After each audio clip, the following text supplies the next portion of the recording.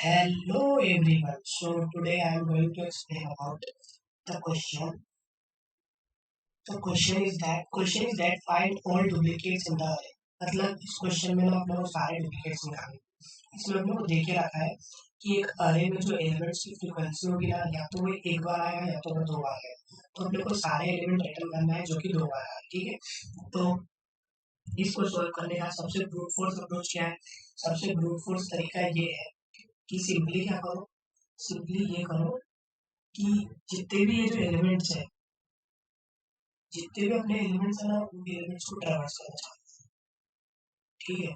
और ट्रेवर्स करने के बाद क्या करो, चेक करो कि जो ith एलिमेंट पे जो एलिमेंट रखा है और जो जे पे जो एलिमेंट अब तक मिला है क्या वो आई के इक्वल है। अगर वो आई के इक्वल है तो जो अरे जो भी एलिमेंट है ना आई पे रखा हुआ उसको अपने आंसर वेक्टर में डाल दो। सिमिलरली आई को आगे बढ़ाओ और जे को हमेशा कहाँ स्टार्ट करो, आई प्लस वन से स्टार्ट करो और उसके बाद बढ़ाते चले।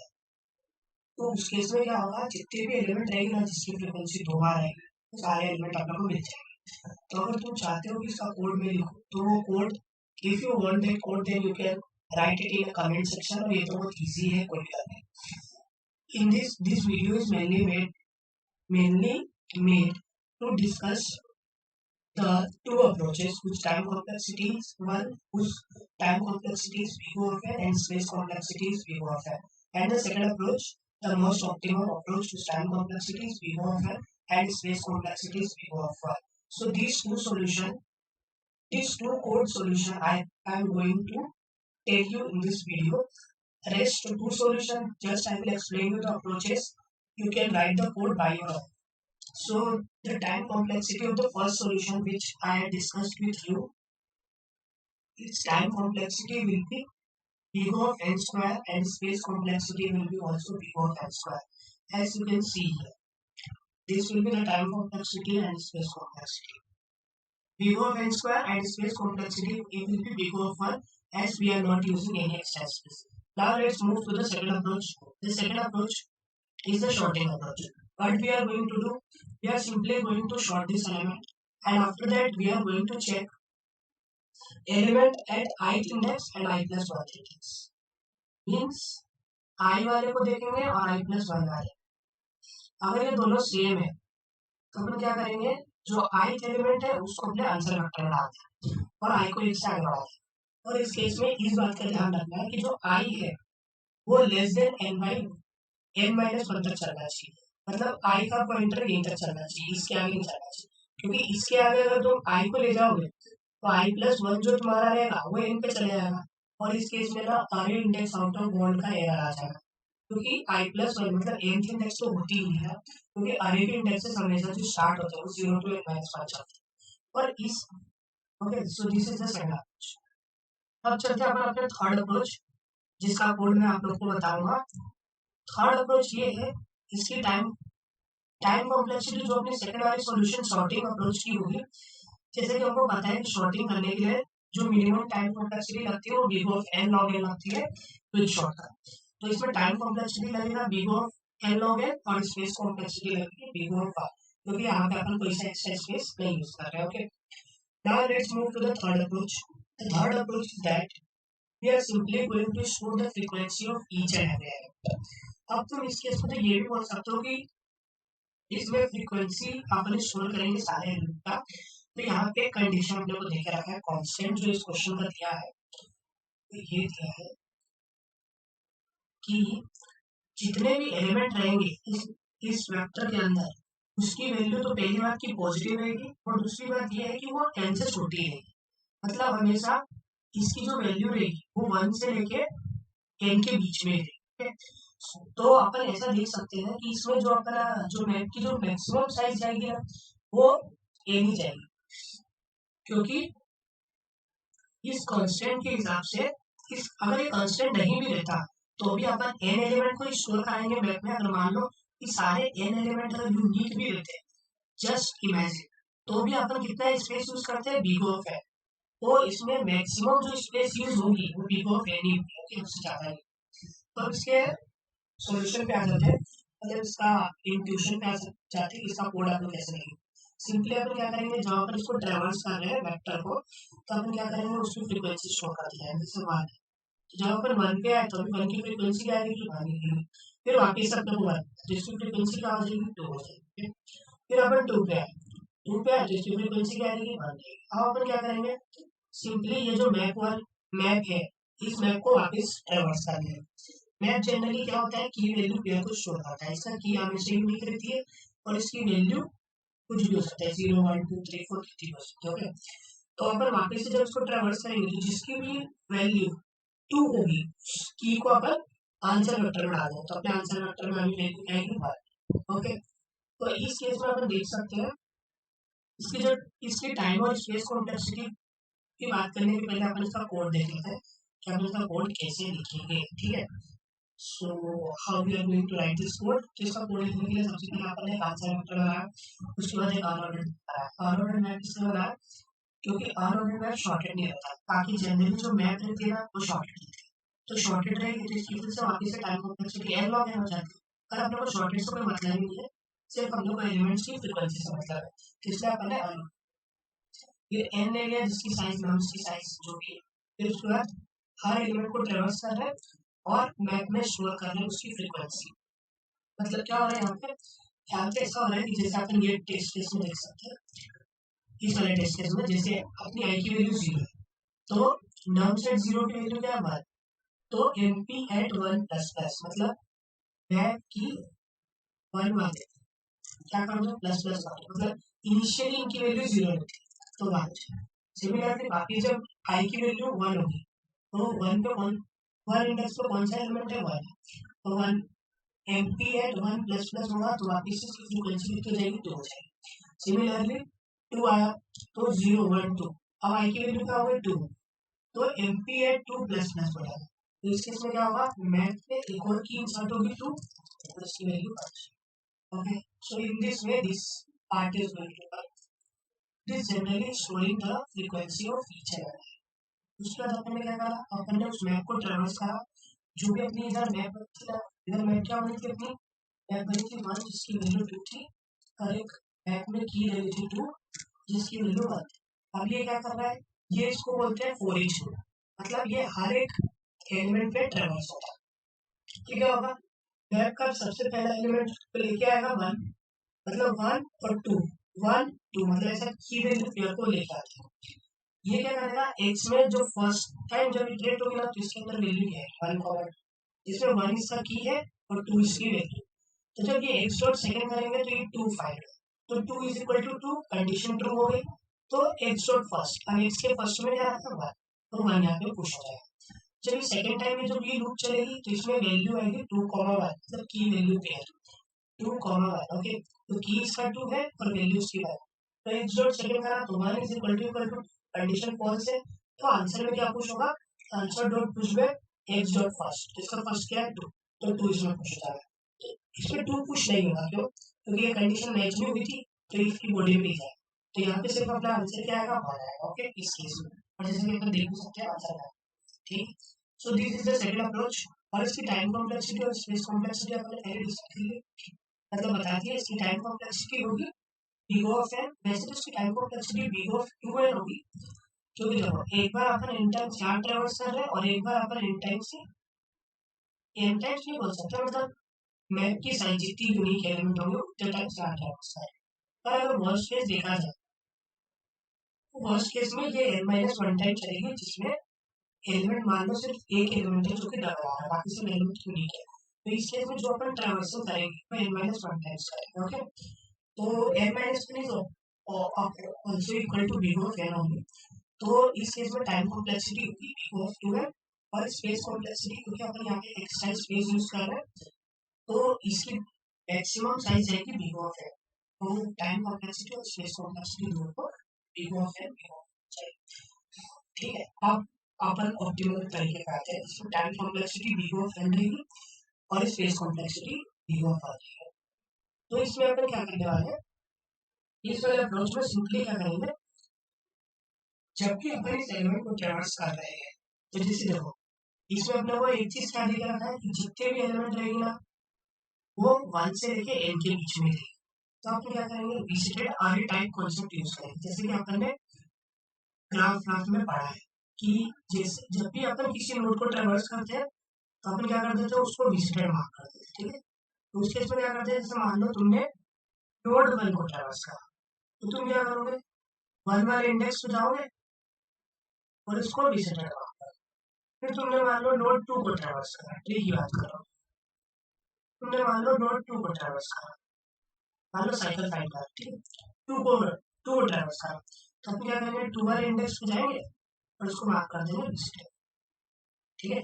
तो ऐसे ही कुछ अप्रोच अपन यहाँ यूज करने वाले अपने थर्ड वाले अप्रोच, ठीक है। थर्ड वाले अप्रोच में क्या करना है, जैसे कि अपना वही वाला एलिमेंट का अरे ले लेते हैं 1 1 2 वाला, ठीक है। तो क्या है एलिमेंट्स, एलिमेंट्स है 1 1 और 2, ठीक है। तो जैसे अपना 1 है तो 1 वाले इंडेक्स पे जाएंगे,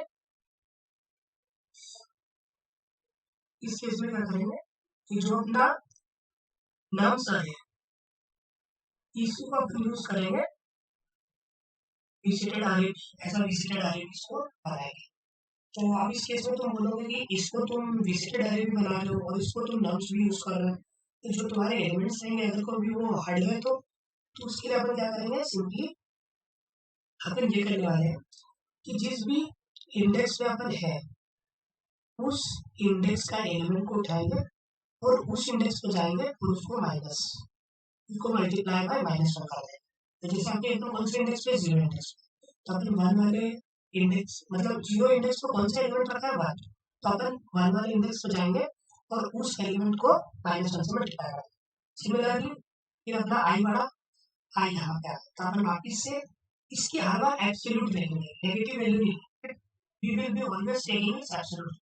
तो 1 लिया, अपन क्या करेंगे 1 वाले इंडेक्स पे जाएंगे और चेक करेंगे कि क्या ये वैल्यू नेगेटिव है।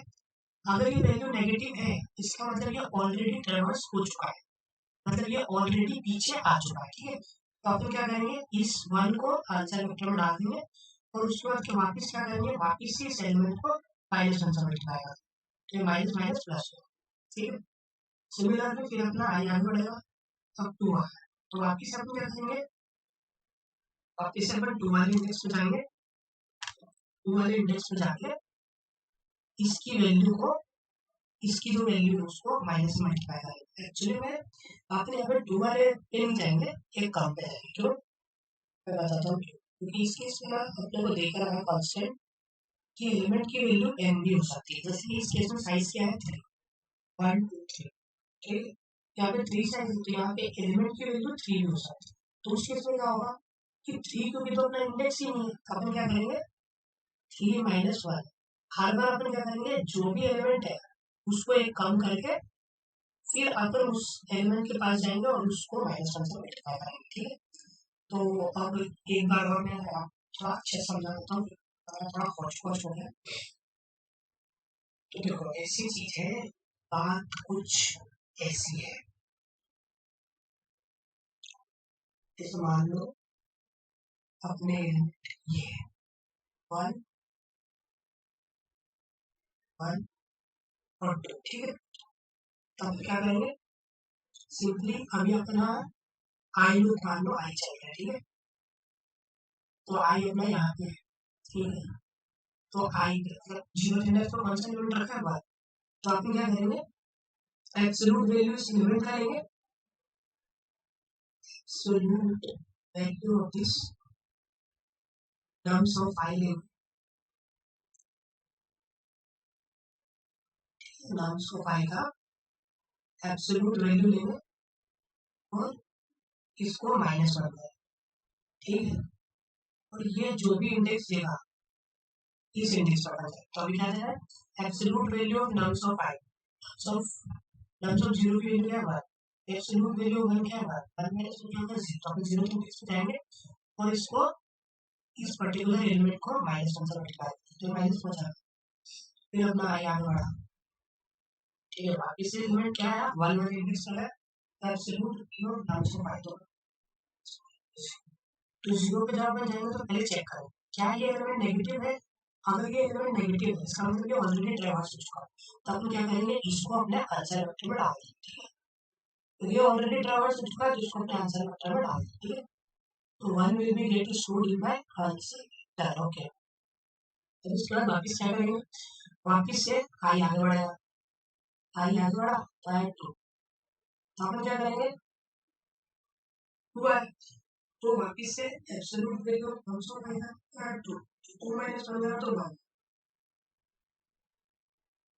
2 माइनस 1 करा तो क्या है, तो अपन क्या करेंगे इस 1 को इसको माइनस में, मतलब माइनस में मल्टीप्लाई कर सकते हैं, मतलब माइनस 1 का, ठीक है।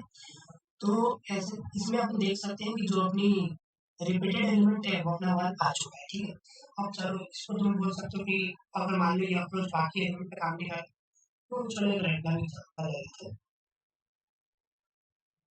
ठीक है। इसमें दो एब्सोल्यूट दो वैल्यू रिपीटेड है, ठीक है, बाकी सब एक ही बार आएगी,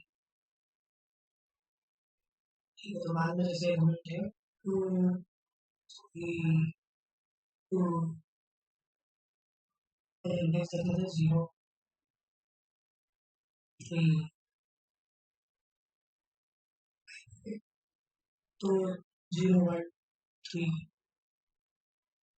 ले सकते हैं आप 4, आप यहाँ पे 6 भी ले सकते हो, 5 सकते हो, तो जैसे कि अपन देख सकते हैं यहाँ पे रिपीटेड एलिमेंट सिर्फ 2। तो चलो अपन वापस अपना अप्रोच स्टार्ट करते हैं।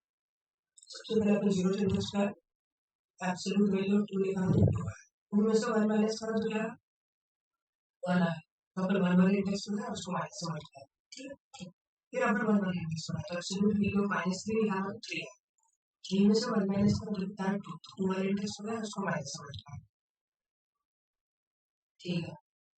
इससे अपन यहाँ क्या है, ठीक है। अब वापस एब्सोल्यूट वैल्यू ऑफ 2 निकाला, तो दोनों से माइनस करके और इस वाले एलिमेंट चेक करें, क्या ये एलिमेंट नेगेटिव, फिर आपको क्या करें माइनस करा तो कितना आ, तो अपने इस एलिमेंट को चेक करा, तो क्या ये एलिमेंट नेगेटिव है, ये एलिमेंट नेगेटिव है, तो अपन 2 को पुश कर देंगे अपना आंसर, फिर 2 को पुश कर देंगे, फिर वापस से अपन आगे बढ़े 4 आए, 4 के केस में क्या होगा, एब्सोल्यूट वैल्यू 4 निकाला तो 4 है, 4 माइनस 1 करा तो कितना है 3, तो 3 को वापस से माइनस से मल्टीप्लाई, ठीक है।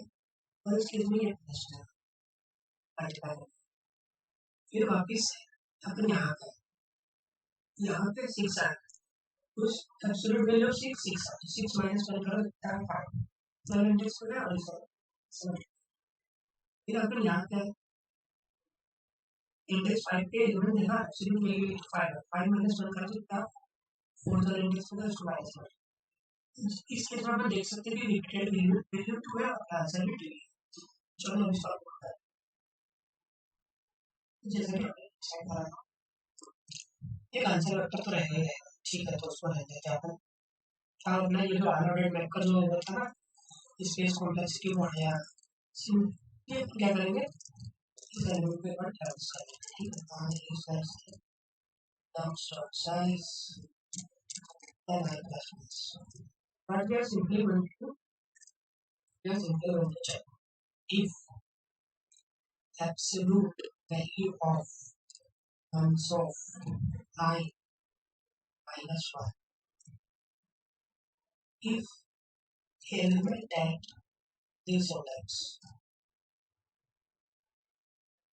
is negative, means मतलब अगर एलिमेंट इस इंडेक्स में नेगेटिव है मतलब वो पहले ट्रैवर्स हो चुका है, वो पहले ट्रैवर्स हो चुका है, तो इसको आंसर में पुश बैक करें, answer dot push back terms of I, जो भी नम पे जो लिमिट रखा है एम रिपीटेड है, और इस केस में क्या करेंगे कि जो भी अपना जो एलिमेंट था उसको अपन माइनस 1 से मल्टीप्लाई करेंगे,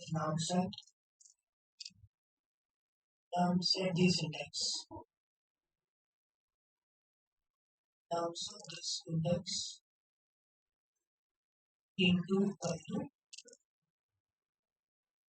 equals to minus 1, minus 1 का मल्टीप्लाई कर देंगे और अपडेट कर देंगे, ठीक है।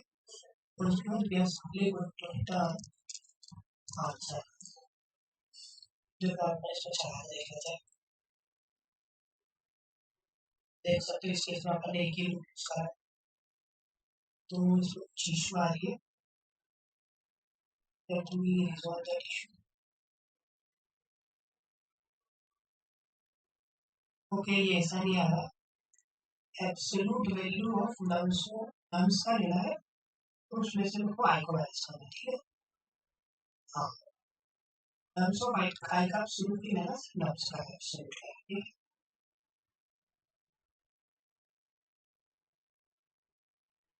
Okay, it is showing error expected number in order. Okay, we are simply going absolute your nums of I, and we are to subtract minus 1 from it. Okay, so ये closing bracket नहीं आएगा. ये closing. अब देखते हैं. Let's run the error आ रही है. कि आउटपुट इज कमिंग -3. मतलब यहाँ पे अपने को जो push करना है ना, वो भी एब्सोल्यूट करना है. ठीक है. एक तो चालीस एब्सोल्यूट स्टोर. ठीक है, अपने नेगेटिव स्टोर लिखा, क्योंकि एलिमेंट अपने सारे कैसे थे, पॉजिटिव. ठीक है, ये अपना टेस्ट केस से चल रहा है. Let's submit the code. So as you can see, the code is getting submitted successfully. I hope this both solution is clear to you. If in case you have any doubt, so you can comment. I will reply.